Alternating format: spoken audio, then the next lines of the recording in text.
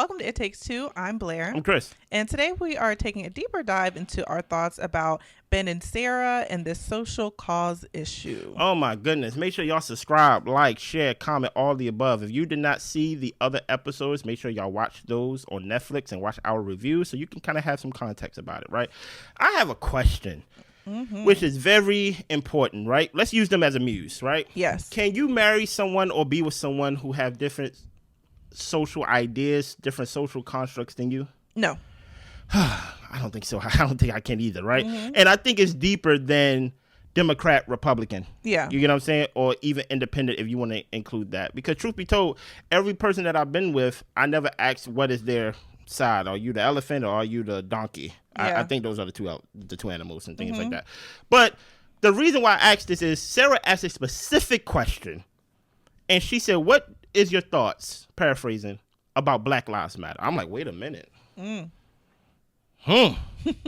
Because they are in the city where the tragedy of George Floyd happened. Yes. Right? So for her to ask that question specifically, I was like, my ears perked up. Yeah. I'm like, Ben, what are you going to say? And Ben said, oh, I stay out of that. Wait a minute. Automatically, I saw Sara's face kind of like, what you mean you stay out of that? Right? He basically just like, I really don't get into that, that mumbo jumbo stuff, when it comes to, that type of social constructs and things. And that's when Sara Human rights. Yeah, human rights, basically, right?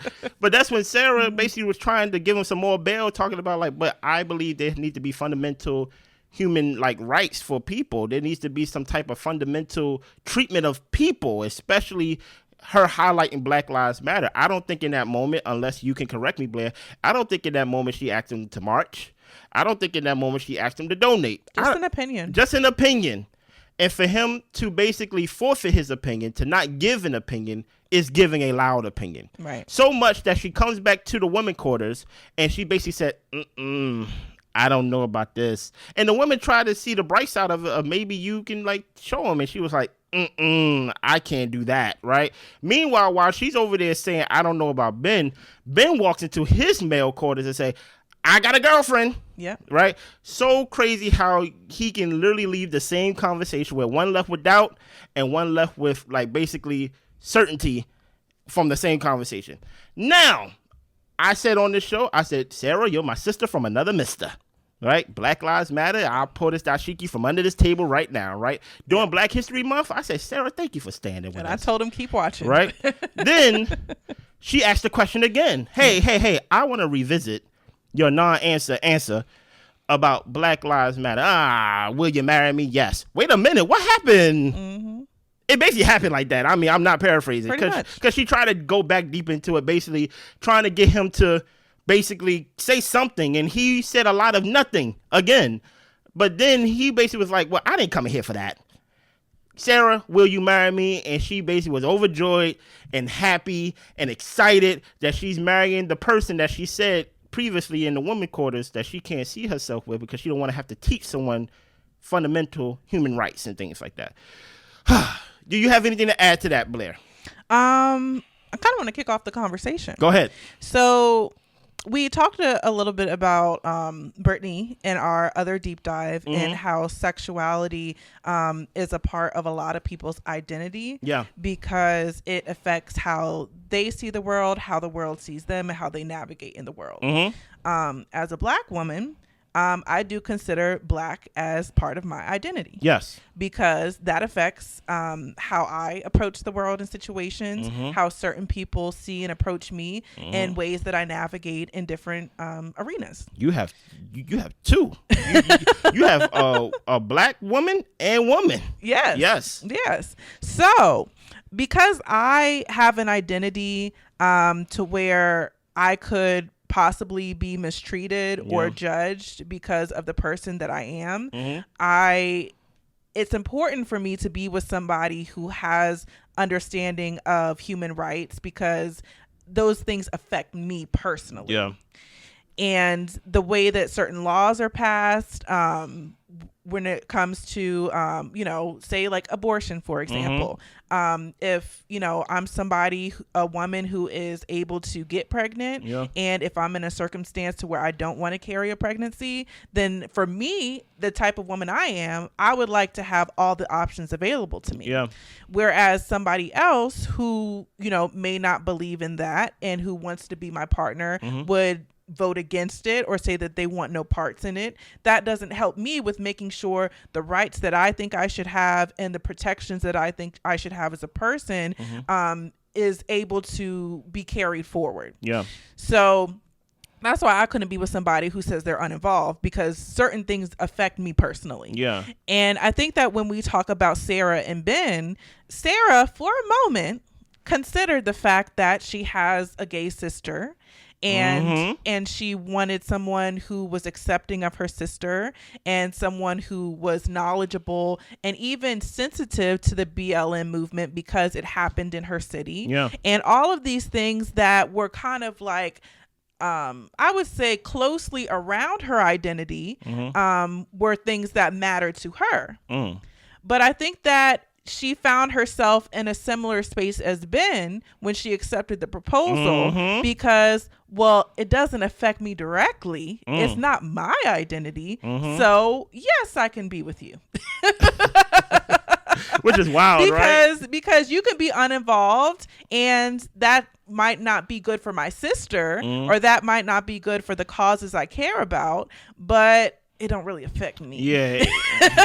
It's really my and sister. And I want to be a wife. And, that's my sister. And, that's for them BLM people over there. I'm a white girl. You know what I'm saying? So those are the types of things that I think about when these conversations come up. And I'm strictly using them as a muse. I don't know these people. But the way that it came across is very much like, Sara, because it's not part of your identity, you fell into the same complacency as Ben. You sounded just like Ben. No, like literally, he flipped it on you without you even knowing. Right? Yeah. And now I think that she thinks, okay, let me check off wife on my list, but I'm gonna circle back to this BLM and circle back to this LGBTQ, all the letters plus, right? So I think she's thinking like, I can win him over. But I'm like, no, you should listen to what he's saying, because truth be told, I'm gonna tell you something, and take what I'm saying with a grain of salt.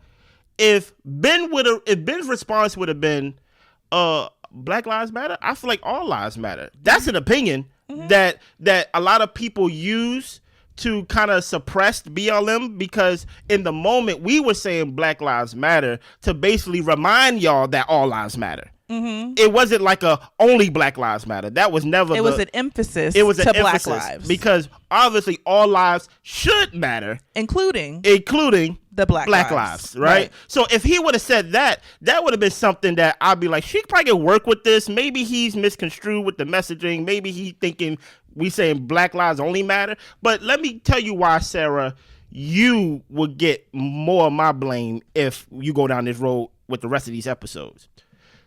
Black Lives Matter had nothing to do with you, right? So the fact that you're willing to actually pick up the baton and carry it as your own, you do get more credit for that, right? There's people that helped the civil rights movement. We talk about JFK and all this stuff, things like that as white people, they had privilege and they looked on basically, hey, we're going to help. And use their privilege to push, right? So Sara, in that moment, it is commendable before she took the proposal, right? That she even mentioned Black Lives Matter. I'm talking about when she said BLM as a black person, you're like, wait a minute. Yeah. Right? This white girl who it doesn't affect you. You have your privilege. You basically live in your globe. You choose to come over here with the BLMs. It sounds like a game, right? Right? So I'm like, for you to do that, it has to matter to you. It has to be very important to you. And for him to say, oh, I got nothing to do with that, I don't see how you don't take offense to that. Yeah. Because this is a cause that you personally chose to pick up and carry, right? Now, as I said before, I give you a little bit out of jail. You did not ask him to protest. You did not ask him to do anything. Then you go down the line and you realize he did not even vote. So forget BLMs in the moment. He is not contributing to societal privileges that can make a better life for himself as well. Right. Dude, you get what I'm saying? Yeah. To him, he's like, I am completely removed from all of them. You get what I'm saying? And now I'm like, for you to, it's one thing if you said that I can't be with someone who don't vote. I'd be like, okay, sure, right? To some people, that's their right, that's their privilege. You could do that. But I feel like because BLM was so impactful and you chose to stand up for that, even though it had nothing to do with her, and for him to basically dismiss it, you shouldn't accept that proposal. Actually, that kind of let me know where you stand, actually, in my opinion, for Chris. Same. Because I'm like, hold on. You just can't pick it up and drop it like that. Yeah. Because I can't pick and drop no, mine. Exactly. She didn't know this was a life sentence. She said, "Oh, I was this standing." Is a lifetime movement. Yeah, exactly. Like I was standing with y'all, but I want to get married.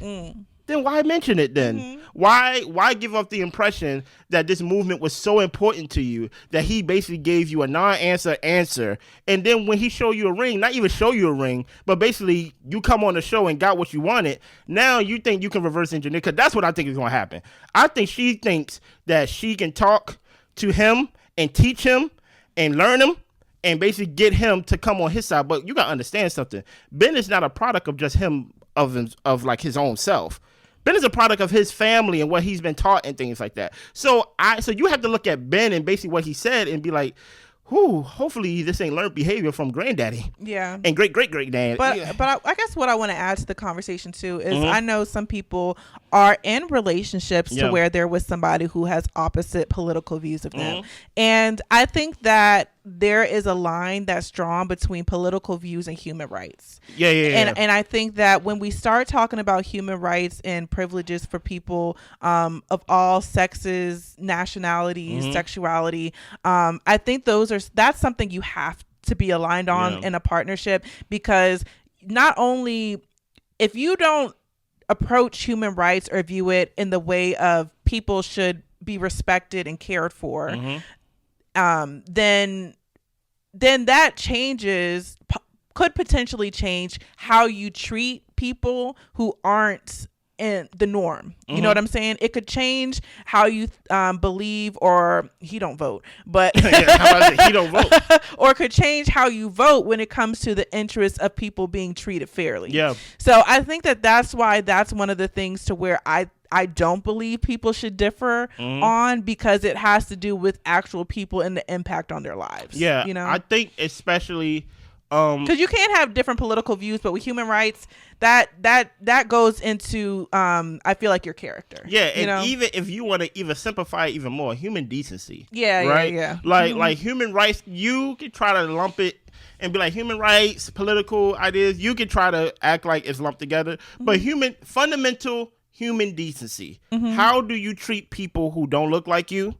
Right? How do you treat people who don't have the same beliefs as you? Right. You know what I'm saying? Especially when it comes to the gay community and things like that. When they get married, how come back in the day, how come they wasn't allowed to put each other on each other's health insurance, right? That is a fundamental human decency right there, right? That's they need to be able to go to the hospital and get equal fair treatment. Yeah.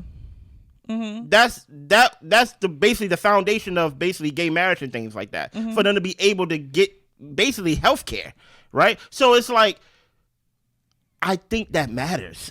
Yeah. You get what I'm saying? Like, because truth be told, like, I don't have a lot of if I was to go off of Sarah got a sister that is personally in that community. I don't have a sibling that's personally in that community, but yet there is we're not ignorant to it, right? And the thing about it is, if you don't have an opinion about it, or if you forfeit an opinion about it, before you know it, you know what you're going to become? A stumbling block for their decent rights. Exactly. So it's like you're basically going to become an op to them. Yeah. And let's talk more about like the pointed conversation about logistics when it comes to being around each other's family and friends, because you did touch on that a little bit, of him being a product possibly of his environment. Yeah. So when you're going around, Thanksgiving, and you're with his friends, he says he goes to church every Sunday, and he doesn't necessarily have any issues with gay people, but do the people he go to church with? His friends? Do his parents? Do you want your sister to be comfortable around her in-laws or her brother-in-law and their people? Yeah. You know what I'm saying? Like, those are the things that if you actually like consider that somebody's identity is part of a marginalized community, you wouldn't put them in a situation to where the friends and family of your partner are going to be disrespectful to them. Yeah. You know, that's something that you really stand true and hold firm to. And I will say, to give her a little bit of bail, she doesn't know enough to actually know what his friends and family are like and where they stand on certain issues. But by him saying that he stays out of it, but it sounds like to me that he leans a little bit more conservative and she leans a little bit more liberal. But when it comes to human rights, he's completely uninvolved. all humans matter. You know what I'm saying? Like, so to me, I'm just thinking to myself, you're not taking a stand for those that you say that you love and care for if you're going to put them in a situation to where they could be mistreated. Yeah. When it comes to like family gatherings. 100%. You know what I'm saying? So, and I'm going to give, it's funny. Let's say Ben's bail is $1 million. Okay. I'm going to put 1 cent on it. Right. All right. I'm going to give him a little bail for him to stay in there a little bit to think about it. Right. Sometimes it takes for someone to be in your family or to be someone close to you who is in another community for you to actually understand and empathize. So because it's starting to directly affect now you. It affects you directly. Yeah. Now you're like, oh, I don't know about the gay community. I don't know about the trans community. I don't know about the bi community.